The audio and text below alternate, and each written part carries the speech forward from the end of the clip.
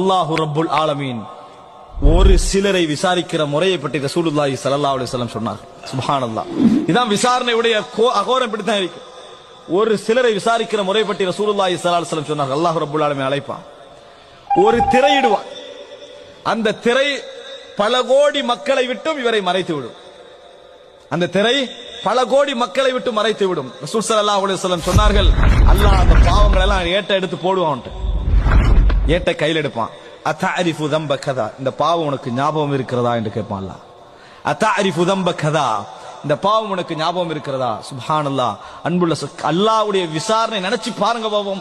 அந்த நிமிடத்துல நம்ம தப்புவதற்கு எந்த சந்தர்ப்பம் இல்லைன்னா எப்படி இருக்கும்? அத்தஅரிஃபு தம்ப கதா, அல்லாஹ் கேட்டுக்கொண்ட ரசூல் அங்க சொல்றாங்க, என்ன பதில் சொல்வார் தெரியுமா?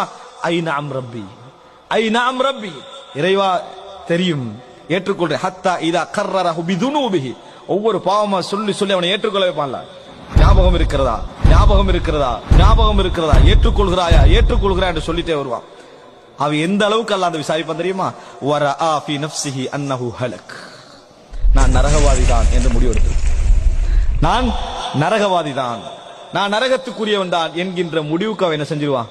போய் விடுவான். அந்த நேரத்தில் அல்லாஹ் தஆலா சொல்வான், சதர்துஹா அலைக ஃபித் துன்யா, உலகத்திலேயே நான் உனக்கு இந்த பாவங்களை மறைத்தேன், மக்களை விட்டு உன்னை என்ன செஞ்சிட்டேன்? மூடிவிட்டேன். வஅன அக்ஃபிருஹா லக்கல் யௌம், இன்றைய தினமும் நான் என்ன செய்கிறேன்? இந்த பாவங்களை உனக்காக நான் மன்னித்து விடுகிறேன், மறைத்து விடுகிறேன். சொர்க்கத்துக்கு போன அல்லாஹ் தஆலா சொல்லி விடுவான். இந்த பாவம் இனி உலகத்துல எவருக்கும் தெரிய வராது, உலகத்துல யாருக்கும் போகாது. சகோதரர்களை நினைத்து பாருங்கள், அல்லாஹ் விசாரிச்சுட்டு மறைச்சிட்டா சித்திர், அதுக்கு பின்னால என்ன செஞ்சிருவான்?